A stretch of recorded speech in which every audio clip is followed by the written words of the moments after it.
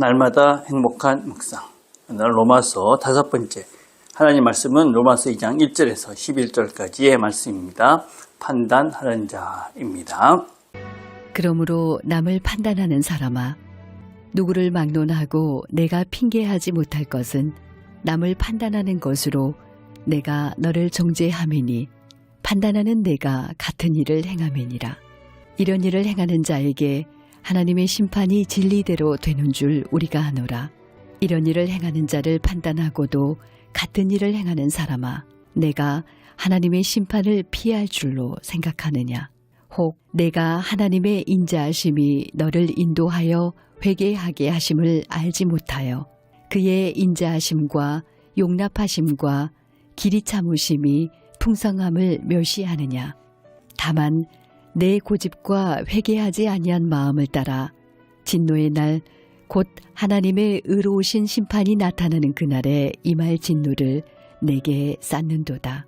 하나님께서 각 사람에게 그 행한 대로 보응하시되 참고 선을 행하여 영광과 존귀와 썩지 아니함을 구하는 자에게는 영생으로 하시고, 오직 당을 지어 진리를 따르지 아니하고 불의를 따르는 자에게는 진노와 분노로 하시리라. 악을 행하는 각 사람의 영에는 한난과 곤고가 있으리니 먼저는 유대인에게요 그리고 헬라인에게며, 선을 행하는 각 사람에게는 영광과 존귀와 평강이 있으리니 먼저는 유대인에게요 그리고 헬라인에게라. 이는 하나님께서 외모로 사람을 취하지 아니하심이라. 자, 묵상기문 1번입니다. 남을 판단하는 사람에 대해서 바울은 무엇이라고 말하고 있습니까? 프란시스 셰퍼라는 분은 이 본문을 눈에 보이지 않는 녹음기라는 개념으로 설명을 했습니다. 그러니까 우리가 남을 판단할 때 그것이 다 녹음이 돼서 나중에 우리에게 들려져서 우리의 판단의 기준이 될 수 있다 하는 것입니다.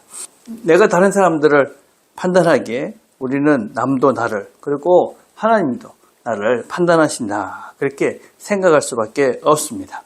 그래서 우리는 이 판단하는 것을 멈추려고 애를 쓰고 정죄하고 누군가를 심판하는 자리에 이르지 않도록 우리가 애쓰고 노력을 해야만 합니다. 그래서 성경은 판단하지 말라, 그렇게 이야기를 하죠.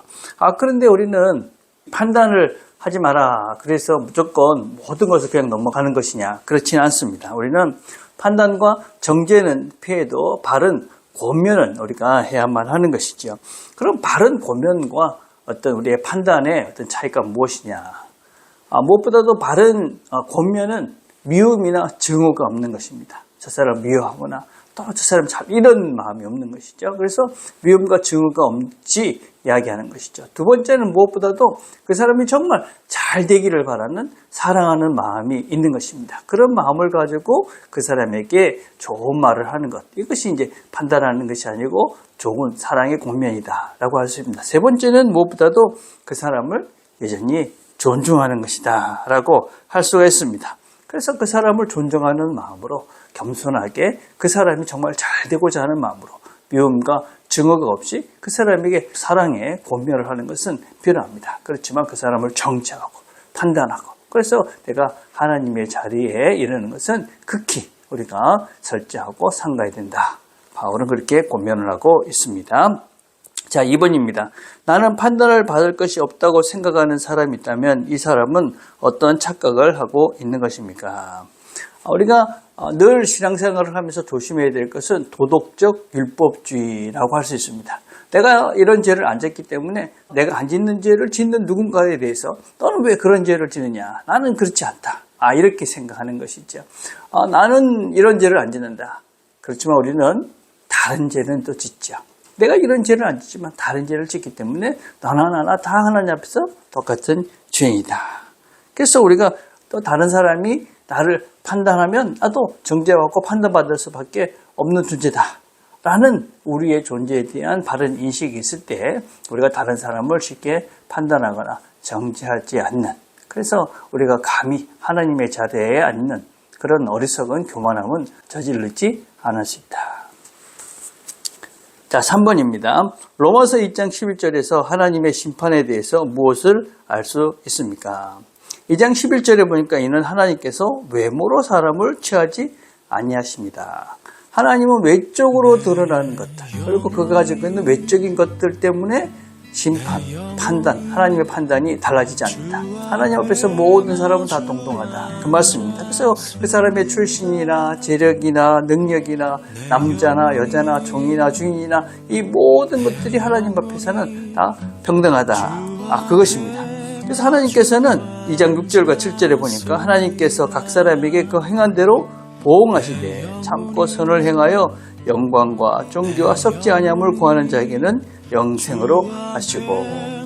그래서 6절부터 10절까지의 내용을 가만히 살펴보면 하나님을 믿고 선을 행하는 자들에 대한 말씀입니다. 믿고 참고 선을 행하는, 그래서 하나님께 영광과 존귀를 돌리고, 그래서 썩지 아니할 것을 추구하는 그들에게 하나님께서는 영생을 허락해 주신다. 하나님의 선물인 이 생명을 주신다. 그렇게 약속하십니다. 물론 이것은 어떤 도덕적, 윤리적 차원의 이야기가 아닙니다.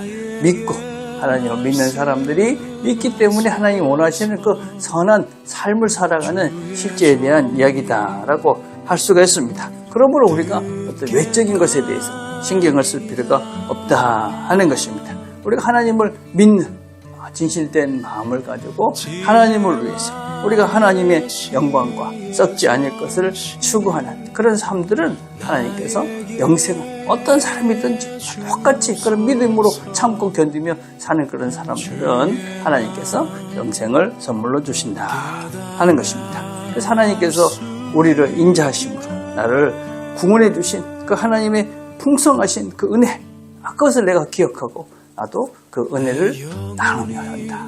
누리며 나누며 산다. 그렇게 나도 은혜의 사람으로 하나님의 영광과 존귀와 평강을 누리며 산다. 이게 신앙인이 하나님 앞에서의 심판에 대한 우리의 태도다라고 할 수가 있습니다. 오늘도 우리가 하나님께서 우리에게 베풀어 주신 그의 인자하심, 용납하심, 길이 참으심, 이런 것들을 기억하고 우리가 다른 사람들을 판단하고 정죄하고 그런 사람이 아니라 하나님과 같이 우리도 이런 은혜를 나누며 베풀며 살아가는 저와 여러분이 되기를 간절히 바라겠습니다. 오늘 우리가 함께 드릴 기도는 판단과 비난의 사람이 아닌 은혜의 사람이 되도록 기도했으면 좋겠습니다. 기도하겠습니다.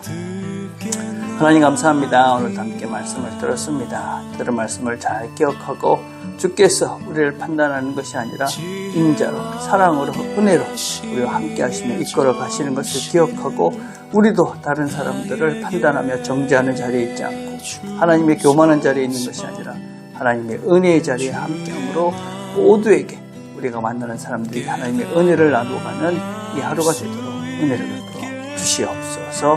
예수님의 이름으로 기도드립니다. 아멘.